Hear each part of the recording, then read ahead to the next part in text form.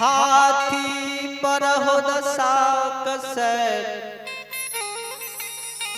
पैदल और घुड़सवार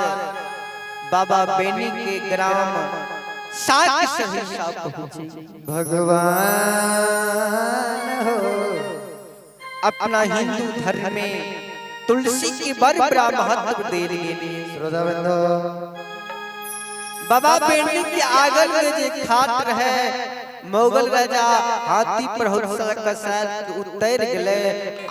बाबा बेनी के आंगन में जो खाट रहे वही खाट पर मुगल राजा बैठ।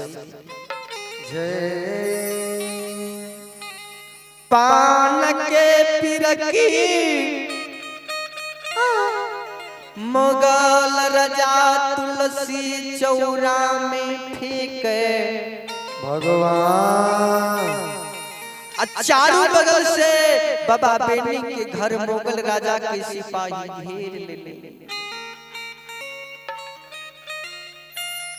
धर्मराज बाबा कहल कई महावीर जी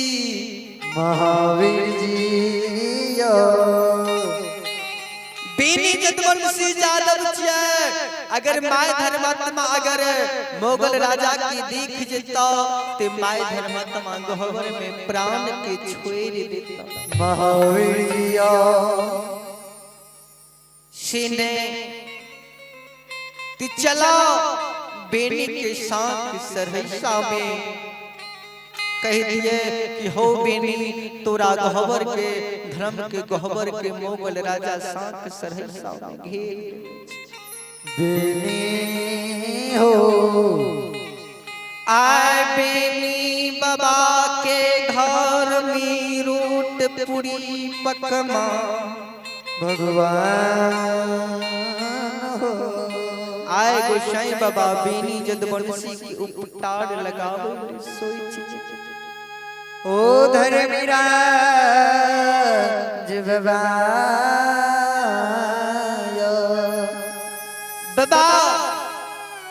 बेनी से गोसाई के कोनो दौर दुश्मनी नहीं, लेकिन एक प्रदान के गोसाई बाबा की दिक्कत है जे जन्मल से मरते नहीं तो ब्रह्मा जी के लिखनी व्यर्थ भा। भगवान हो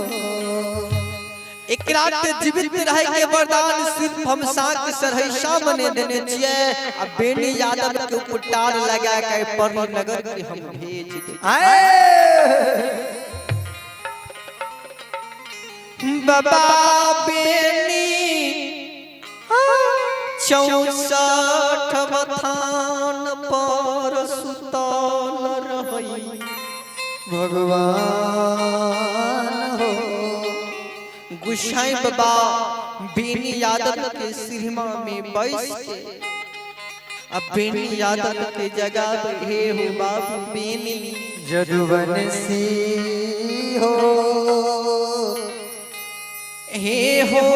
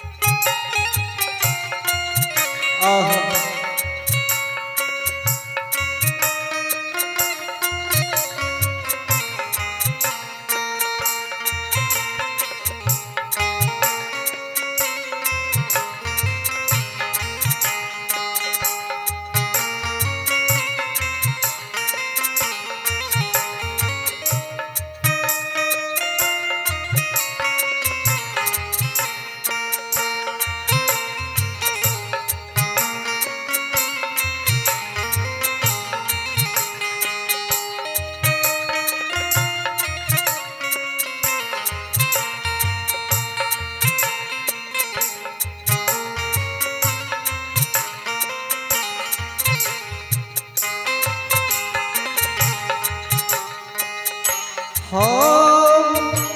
बेनी हो था हो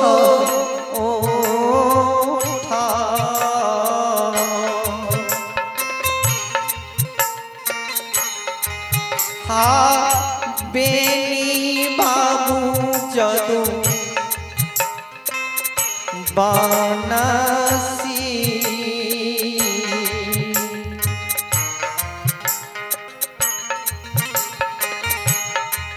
एहो मीठा जाओ चौसठ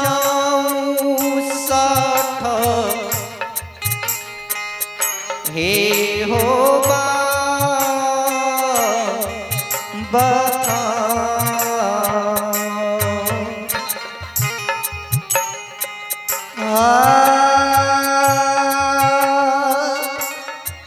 हे भगवान ए गोसाई बाबा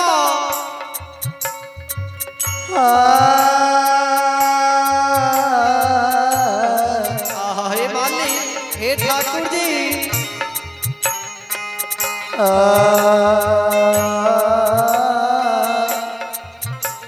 परमात्मा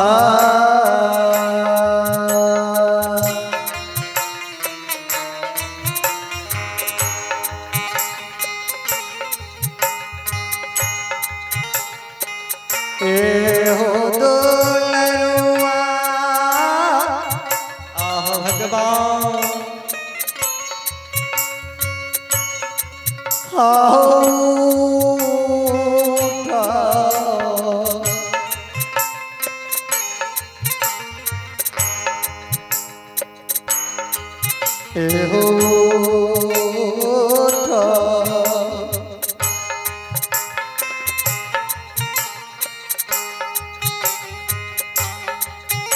हो प्रेमी हो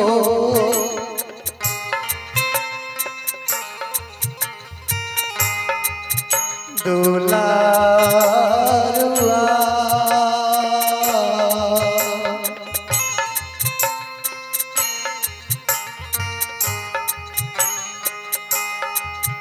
उठा बुचा सही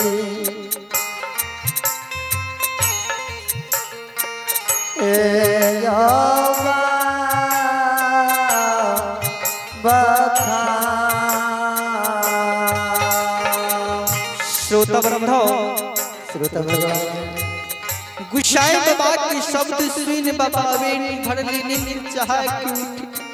भगवान हो कल की गुसाई बाबा ठाकुर जी हो कौन है रसूल भाग लेके आया हो 64 पर धाम पर यमराज बाबा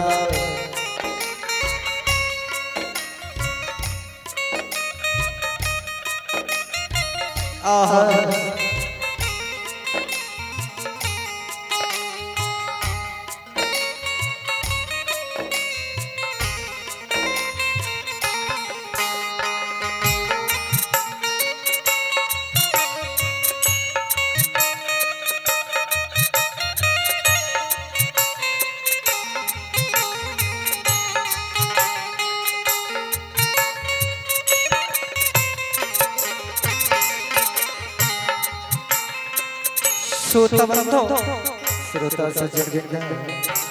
धर्मराज बाबा कहै छै बेटी हमरा वचन के सुना बेनी पटना दरबार से मोगल राजा तोरा घर के घेर ले छ हे हो बेनी बाबू बाय तोहर और प्याही नारी रोट पूरी पकवान पकावे छ हे हो पटियार से माय धर्मात्मा और प्याही नारी के बचाबो तोरा लाग आब राज नहीं रहल बेनी हो ऐसा सरहैसा छोड़ के दोसर राज के चलल बाबा बेनी कहै छै गोसाई बाबा हे ठाकुर जी जौबाय धर्मतबा के बाबा नजर मोगल पर पोछत ठाकुर जी हो धर्मराज बाबा माय धर्मतबा गहबर में पोछत हे धर्मराज बाबा गुसाई बाबा आहो ना हो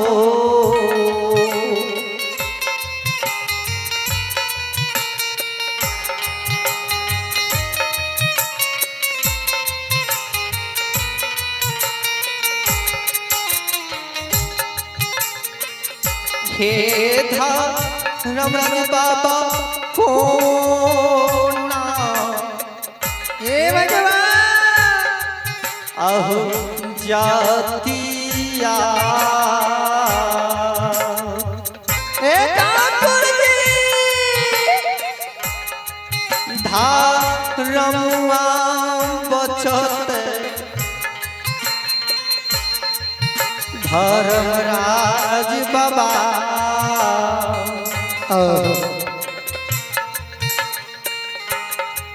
एहो बचत साखुआ एहो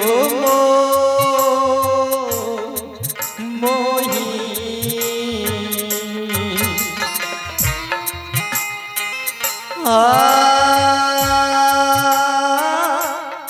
हे भगवान ए ठाकुर जी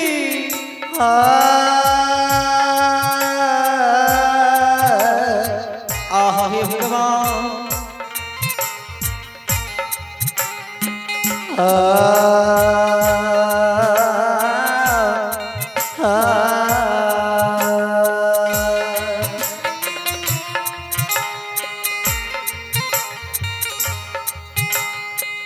रे मोइया हे भगवान हो के ना जे हो ये जातिया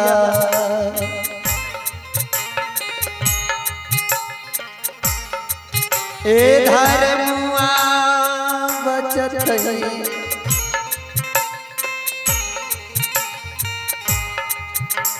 यो ठाकुर जी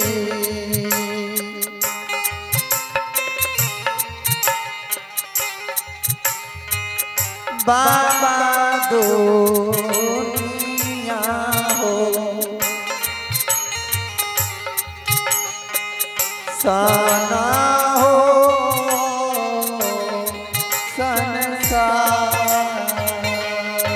श्रोता भगवान श्रोता बाबा बिनी किछि गोसाई बाबा कहना है जदवंशी के जाति धर्म आप बचते ठाकुर जी हो धर्मराज बाबा कहै छै बिनी ये हो जदवंशी तू माय धर्म और ब्याही नारी के ला आए राज छोड़ के चला दोसर राज में रही ठाकुर जी अगर जाति धर्म बचबै के छत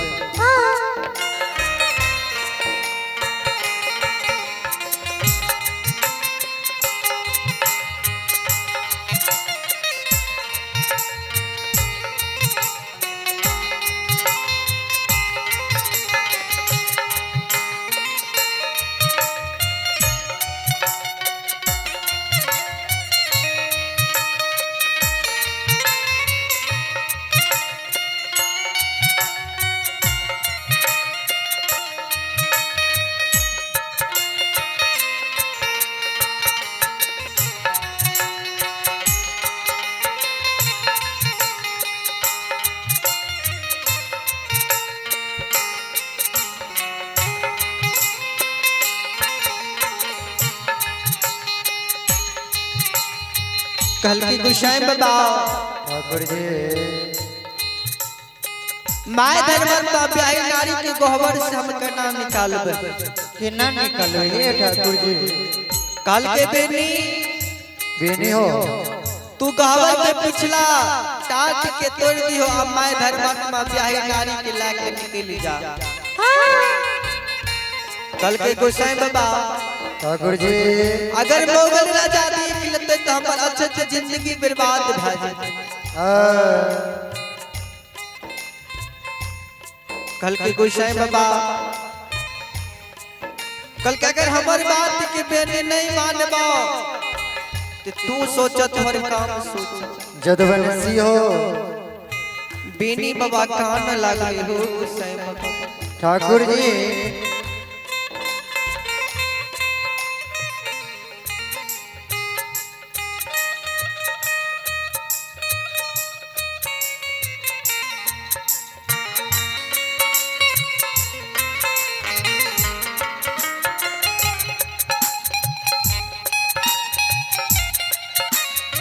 जय जय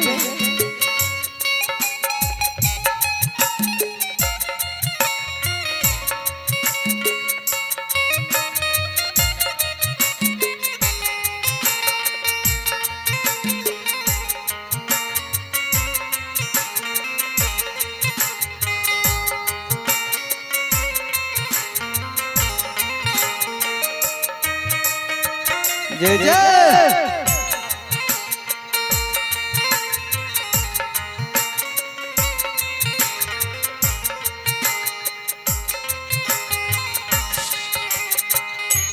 धर्मराज बाबा के वचन सुन बाबा बेनी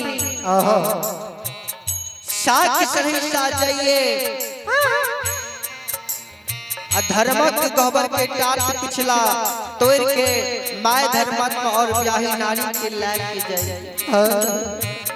कल के बेटा कल के माय राज आवर रहे वाला नहीं रह हे मां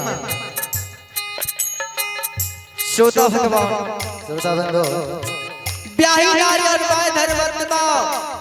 रोटी पूरी पकवान के बाइन लगी बाबा बेनी असगुनिया देही लाल आई तारा बरई मारन जय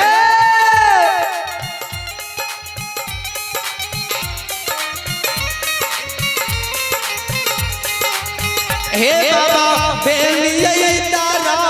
बरई मारन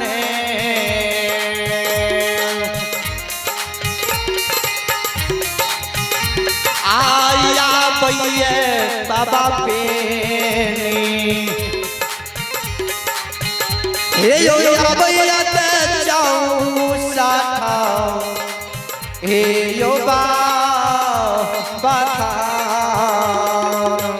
हे हो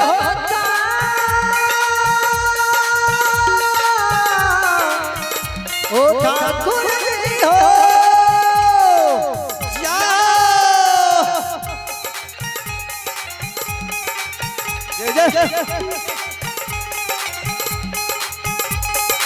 हेरा मोहिया गाना परमारन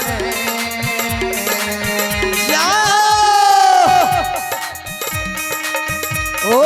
सारा गाना परमारन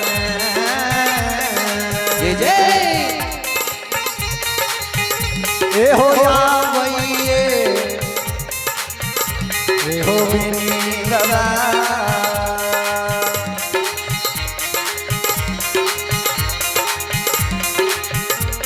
ओ भैया साखुआ हो ए हो माहे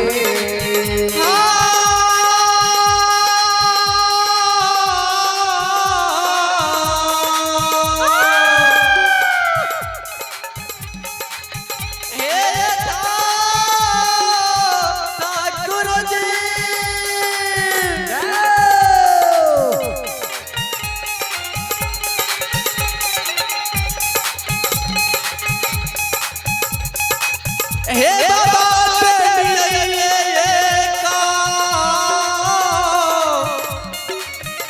आये धापा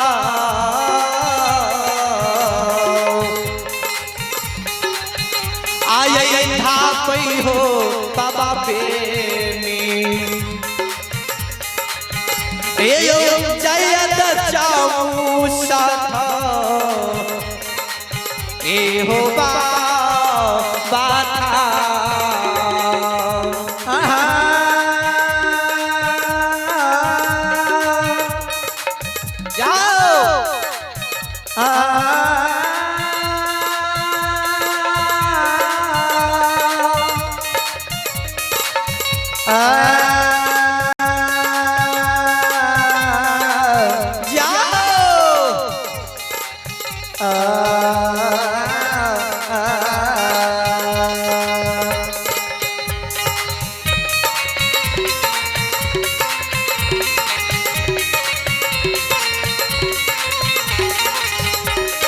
ए बाबा बेलिए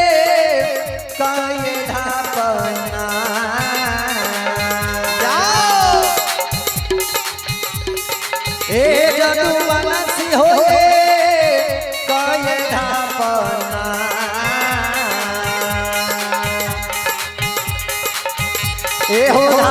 होइए बाबा बेनी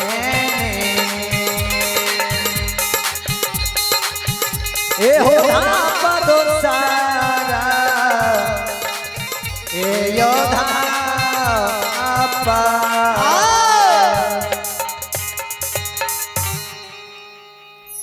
बाबा बेनी माए बुढ़िया और ब्याही नारी रोटी पूरी पकवान रोट के बैन और सगुनिया दे ही ला बाबा अपना माय धर्मात्मा के गहवर से ला 64 वन मथान आवे भगवान हो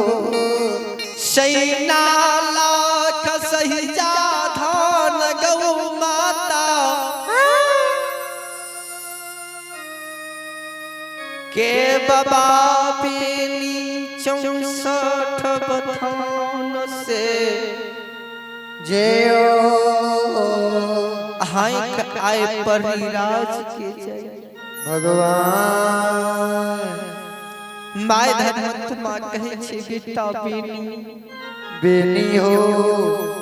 सात पुरखा पति माय बनी जगदम्बा के सेवना कइको बाबू बेटा आय तक कोनो मोगल राजा द्वार पटैला लेकिन तू धर्म के भगता बतियार बनलो आय मोगल राजा पटना देहरी सीप साख सरहसा के चले कल की माँ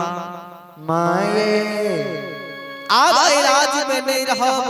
चल माँ परी राज चले जाए माए आगे आगे गौधान लक्ष्मी माता भगवान एक साइड बाबा बेनी के ब्याही नारी आ एक साइड माँ धर्मात्मा भगवान हो रोट पूरी पकवान कपार पर ये सगुनिया देवी के कमंडल राखने ये बाबा बेनी माय धर्मात्मा कहे छे बेटा घर छोड़ी तो छोड़ी लेकिन घर पर घरी परब ने छोड़ी बेटा घरी पर्व के दिन कोई अपन घर ने छोड़ी बेनी हो गंगा किनार में जब बाबा बेनी पहुँचे गंगा के अगम बहे तो देख बाबा बेनी के आँख से आंसू जा ओ धर्मीराज बाबा गुसाई बाबा ठाकुर जी ऐ गंगा नदी हम कोना पार करबे गंगा नदी ते उमरल गोहिए गुसाई बाबा कल के बेनी तोरा भैर ठेहुन पानी से ज्यादा ऐ गंगा नदी में नहीं है नहीं होई तैयो बाबा बेनी काल हो गुसाई बाबा हो हाय तू हमर साथ शरण सा गुसाई बाबा छोड़ा दे ठाकुर जी बाबा बेटी के मन में है जे गंगा नदी में जीवती डूबी के मर गोसाई बाबा के गे गंगा माँ जब तक बेनी तोरा नदी से पार हो तब तक बेनी के भर ठहुना पानी से कतो जाती नहीं होती ये माँ गंगा गौ माता के आगे बाबा बेनी माय धर्मात्मा के हाथ पकड़ने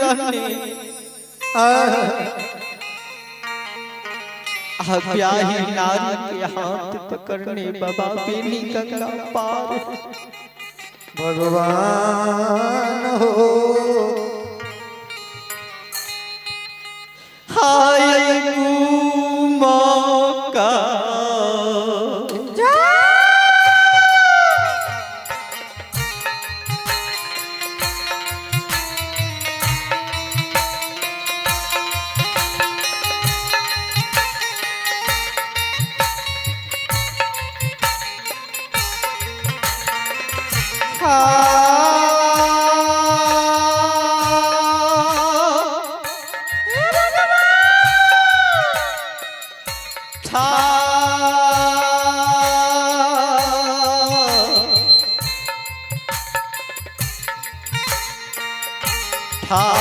ठाकुर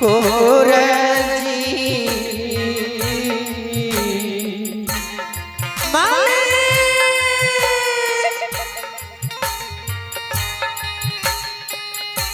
हे हो